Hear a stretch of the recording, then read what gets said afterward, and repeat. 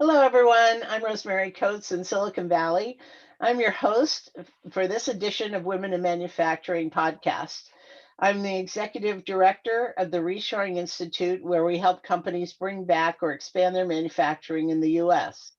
I also run a global supply chain consulting firm called Blue Silk Consulting, where we help clients with their global supply chain projects and where I also do expert witness work. On these podcasts, we interview accomplished women in business and ask them to share their experiences. We are looking for insights from women leaders across America. Today, I'm delighted to welcome my guest, Dr. Tulinda Larsen, who is the executive director at Utah Advanced Materials Manufacturing Initiative, otherwise known as UAMMI. Dr. Larsen is leading the charge to support manufacturing in Utah. But I'm going to let her tell you about her background and her amazing career path. So, welcome, Dr. Larson. Thank you so much, Rosemary. Yes, may I call you to Linda? Yes, please do. Okay, Absolutely. great, great. So, tell us a little bit about your background and how you ended up in manufacturing. Well, first of all, I do want to give a shout out to you, Rosemary, and thank you for your efforts, both in the reshoring initiatives to bring companies and manufacturing products and services back to the United States. We certainly learned in the COVID-19 is what we lived through in COVID-19 that we are so vulnerable with our supply chain. So I appreciate you've been doing this a long time and you are a very educated, knowledgeable voice in this reshoring effort. And then secondly, thank you for elevating women in manufacturing. We need to work together as much as we can to promote women and to give them, just as you said, some insights and some pathways and role models to follow. Yeah, really, really important for sure. It really is. So I ended up Yeah. in How did manuf you get involved in all this? well, I'm only been in manufacturing for a year. I was before that in aerospace 40 plus years as an economist working with manufacturers, OEMs, Boeing, Airbus, Bombardier, Embraer, other manufacturers of mainly regional aircraft. And then I transitioned to a working as a startup that we were put together a database that was based in the cloud, and we were able to provide airlines operational data to help them improve on-time performance, So, which has commercial airline travel? commercial airlines, yes, for Well, commercial travel. nice if they were on time more often. That's so true. And actually, my dissertation it puts forth some ideas on how to improve it. And my first thing is we really need to treat it as a priority, not as like we do accidents. And as in the airline industry, we really have gotten to zero accidents. And I firmly believe we could do the same thing on delays if the industry decided to put that kind of an initiative forward. But anyway, so we had a small startup company that we sold, and that then had me pivot my career into remotely piloted, optionally piloted, and autonomous aircraft, also known as drones. I am a drone pilot. I also am a private pilot, and that is the growing area of aerospace. We're looking at many hundreds of thousands of aircraft in this category coming into the market, whereas the traditional classic commercial aircraft and also those in business aviation, it's only like 5,000 in the United States. So we're looking at a great increase in production rates for this new generation of aircraft, which then attracted me to look at how are we going to manufacture these all this much greater volume of aircraft than the industry has ever experienced. And so I was recruited to come into UAMMI as executive director a year ago, bringing my aerospace background, of course, predominantly the composites that we work with here in Utah are aerospace and defense, but they're also outdoor rec.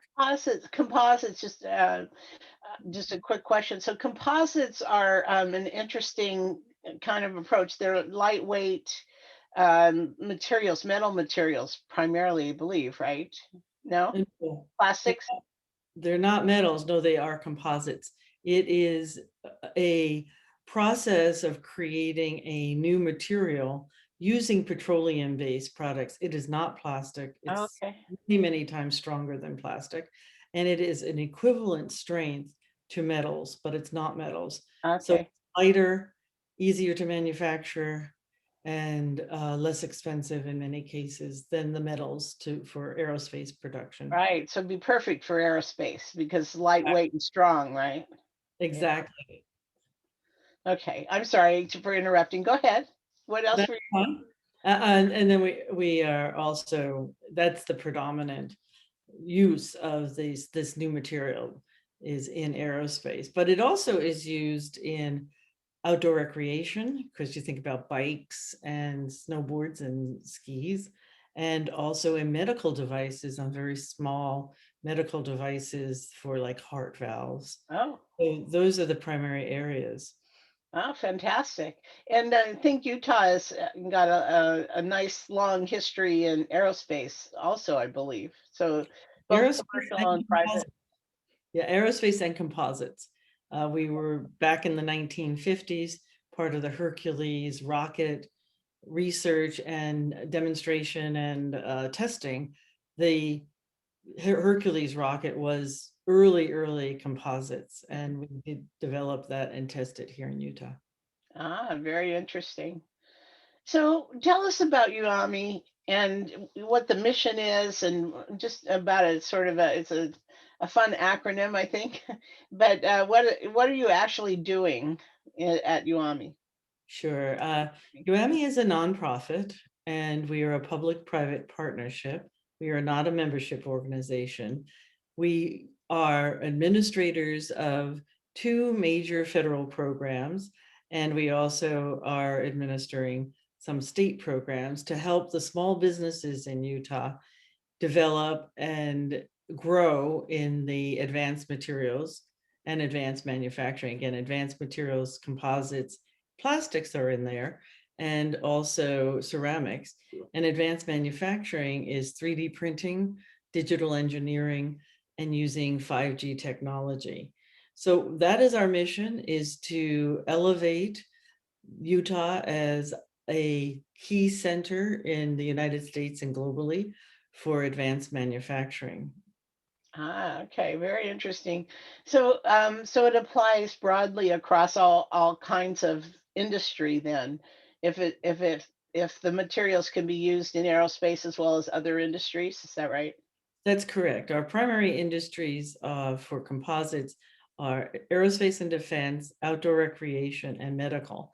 But then when you start applying the advanced manufacturing processes, as I said, 3D printing and digital engineering, that can go everywhere to food production and across all manufacturing, and bringing manufacturing what we call Industry 4.0, which is the next generation of how manufacturing will proceed. If you haven't looked at manufacturing lately, it has changed radically over the past 10, 15 years to be very much, well, you said you're from Silicon Valley, highly technical, very clean, very precise industry. It's not your grandfather's dusty, dark welding kind of experience. Even welding in our manufacturing industry is very precise and uses digital engineering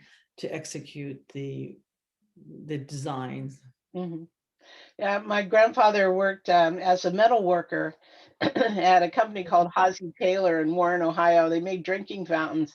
But, I can remember him coming home from work. This is probably in the 60s or, yeah, probably in the 1960s. And he was dirty and smelly and he had grease under his fingernails. It was gross, and that is not at all what manufacturing is like today. Not at Much more all. likely to be using computers on the shop floor as well as a clean environment, and it's just completely different. And a lot of automation and robotics. Yeah. So that mundane, repeatable, repeatable acts that you need to do, tasks that you need to do in manufacturing can just be handed over to a robotic automation. And so that kind of work that your grandfather was doing is pretty much been automated. And now the technicians, as they're called, are managing the computers and managing the output of the Right. entire process. Yeah, you're right. So this is not my grandfather's manufacturing for sure. And it has a lot of room for women Yeah. to enter. There is a big initiative for diversity in manufacturing. We'll get to that in a minute, but at first I had another question for you. And that's, it occurs to me, and we've done a number of projects with clients where we've sought out a location for manufacturing across America. And although, I think there's a general conception that the South is a good place to manufacture, or Texas, often comes up in conversation. But in my experience in dealing with Utah, and Utah always ranks high on the list for potential for manufacturing.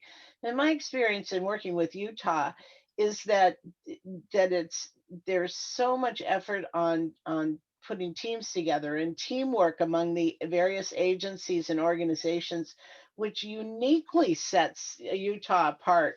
I mean, everyone seems to work together and support one another, and I just don't see that anyplace else. So why do you think that happens in Utah?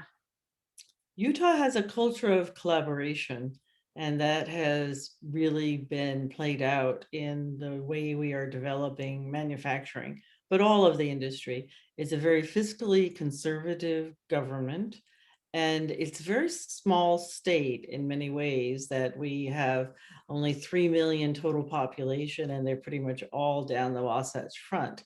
So that makes it a very close-knit community to be able to work together and find solutions. And I think one of our shining examples, and hate to say this to you, as you said, you're in Silicon Valley, is that the state of Utah set out to create what we call Silicon Slopes to compete with Silicon Valley. And we've been very successful in this corridor between Salt Lake City and Provo, that we also call, you go down Route 15 and we call it Logo Valley, because you have all the big names. You have Adobe, you have all of Qualtrics, you have all of the leading technology firms have indeed settled at least an office into Utah. And it's because of the very well educated population, and it's one of the youngest populations. The prevailing culture here is to have a lot of children. And so the average age for Utah is 30. That's amazing. It's a very young, vibrant community that is very conducive to manufacturing. Yeah, for sure. Yeah, it just is so striking because every time I'm in a meeting in Utah, they bring in people from various organizations, and everybody is very friendly and supportive and willing to work together, which is quite unique. And then too, there's some really important aspects, such as you were referring to the Wasatch Range. And we discovered the rail line up and down the Wasatch Range, which gives an opportunity for people in outlying communities to hop on the rail line and get to their workplace easily. All this new build and construction, and then the new airport too, which is really important for international flights. So, I think all those things make Utah a really important competitive environment for new manufacturing. Certainly the state's investment, as you point out, in infrastructure, and to be Yeah. able to have the roadways and also the rail. We really thank the Olympics of 2002 for starting the rail service. And then it has since expanded out from being just right downtown to the Olympic areas. And now, as you said, it goes up and down, they call it the front runner, up and down the Wasatch Front, and it makes it very much easier for commuting. And then the airport, we're so proud of our new airport. We spent $3 billion, knocked down completely the old airport. It's absolutely gorgeous. The design is just stunning and it works so well. We opened the new airport during the pandemic last August. And of course, the passenger traffic was non-existent. Yeah. And here we are in this airport that's designed for 5 times what we were traveling at through old airport, and nobody's there. But meanwhile, talking about manufacturing, our cargo flights increased during that same time. So once again, you can see the support in Utah for the supply chain, where we're a Delta hub. We're bringing in from all over the world products to Utah and also then sending our products out to the world. So that the airport is an essential part of our supply chain. Absolutely. And particularly with international firms that have international flights or, visitors coming in and out of Utah, it's really helpful to have a nice big modern airport and to track that. And I think it's one of the few airports that's new across America. Oh, there has not been a new airport opened in a very long time I'd like to say decades, in the United States. Yeah, it's pretty obvious if you travel the world, they're so far ahead of us in terms of airports, especially across Asia. And ours are, pretty broken down and in sad need of repair. So it's great to see that Salt Lake has opened a new airport. That's just awesome. So let's switch gears then and talk a little bit about your experience in supporting women in manufacturing, and what some of the programs are that I know that you're working on to support women up and comers in the manufacturing environment. Well, first of all, we need programs like you're doing here today. We need to get the word out and to help set some new standards, new understanding by women of what roles that they can play in this new dynamic industry. I started really working with women in technology when I was involved, I still am, with the Women and Drones, which is an organization that promotes women in operating drones. As I said earlier, I am a drone pilot and I am very much involved with the drone industry.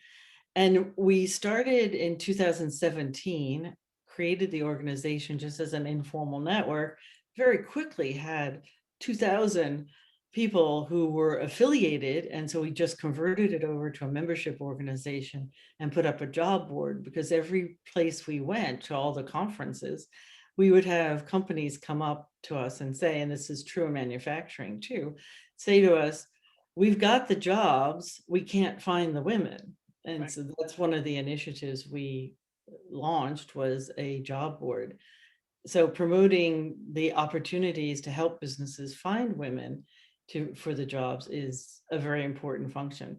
Yeah, So I just saw a statistic a couple days ago that said out of the entire manufacturing workforce, only 29% are women.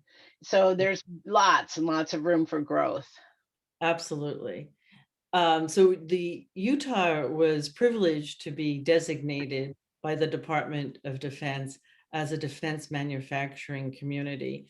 And what that means is, under the new program called the Defense Manufacturing Community Support Program, there were 40 applicants of communities throughout the United States that applied, and only 6 were selected, and Utah was one of them. One of our key programs through our defense manufacturing community program is workforce. And then we also have specific programs that are designed to bring more women and girls into manufacturing. I know you and I have talked about this on other occasions. Some of them are fun programs like Mother Coders, which are Other stay-at-home coders. Okay. who are, we have a program where they learn to code or software programming, and not like website stuff. I mean, serious certifiable certificates in programming that can be used to digital engineering and support the big driver in Utah, which is the Hill Air Force Base and our support for our defense community. So they are able to get this certification and then continue to work from home and bring their value to the workforce, which is so exciting. Yeah, absolutely. Especially in a place like Utah, where families are the centerpiece, I guess, of the workforce, and having children, it's really hard to get childcare and make all those arrangements. And if women can work even part time from home, that's a big plus, a big plus. And it adds to our workforce shortage because Utah, in our strong economy, has sprung back from the COVID-19 recession. And now we have less than 3% unemployment, which, as an economist, that's functionally full employment. Anybody who wants a job can get a job. So Right. we need to find new pockets of talent that we can bring in. And this is one way, is to work with stay-at-home moms and help them to get into the workplace. It's fantastic. What a great program. Well, are there other programs that you're supporting in Utah for women? Yes, well, we are bringing the women and girls program all the way down to the grade school level. We're working with America Makes to institute with Girl Scouts to launch a new badge on 3D or advanced manufacturing, which is 3D printing in this case. And so we're working with Girl Scouts of Utah and America Makes, which is a DoD institute. And America Makes created this program for Girl Scouts, that it's a badge that they have certain tasks and things that they have to accomplish. And they have just launched that in another state, but Utah will be the next state, that because of our funding that we have with the Utah Defense Manufacturing Community, we'll be bringing that to Utah by the end of this year. So that's really going quite young to have an introduction Yeah. into. And then another is welding camp for girls, and it's just for girls to learn how to weld. We also find that we've learned as an industry that women are really good at composites and welding, because we're precise, we're task oriented, we finish what we've started. And So we're smarter, right? yes, exactly. So those, now welding and composite layup and creating composites are two things you can't do from home. You have to do it in the Right. factory.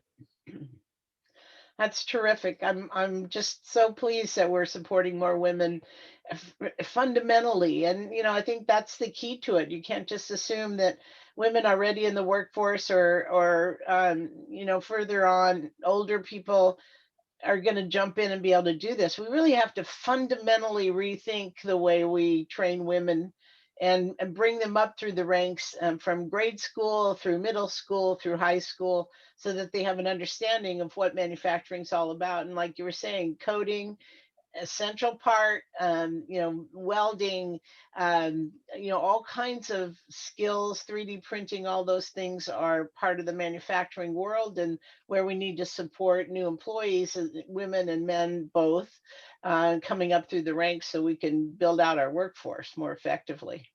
And another part of our implementation of this grant is mentoring and networking for the women who are in the field. And we have identified 7 women in Utah that are outstanding in the field of advanced manufacturing. And it's so interesting. Some of them are engineers, but one of them, who runs a snowboard business, is a graphic designer. So we are using them as mentors and as role models for other women and girls to enter into Utah. Fantastic, fantastic. Well, Tulinda, any closing thoughts before we wrap it up today? Yeah, I mean, the biggest thing with women in industry and in business in general is we have to support each other, and we have to do more of what you're doing here, and we have to start very young. Before I read Sheryl Sandberg's book, Lean In, I really believed that all we needed to do is get our education and work hard and we'll progress. And she really opened my eyes to the idea that many of the barriers are set ourselves, that we as women and as moms and as daughters, and our roles that we take in our home life sometimes impact us from making the decisions that would further our career. So the more we can help each other get through and think through and understand, particularly in this pink recession, as we know that COVID was, where so many women came out of the workforce, we Right. need to help pull them back in, because we need their innovation, creativity for all of our businesses here in the United States. Fantastic. Thank you so much for joining us today, Dr. Larsen. And can you please give us your contact information? Sure. My contact information through UAMMI is tlarsen@uammi.org, which is I'm sorry, tlarsen@uammi.org, TLARSEN@uammi.org. Okay, thank you. Thank you. You can listen to more podcasts on Women in Manufacturing website at www.womenandmfg.com. And you can reach me, Rosemary Coates, at rcoates, RCOATES, at reshoringinstitute.org, and visit our website, www.reshoringinstitute.org, where we publish all of our research on manufacturing in America. Have a great day, everyone. Thank you.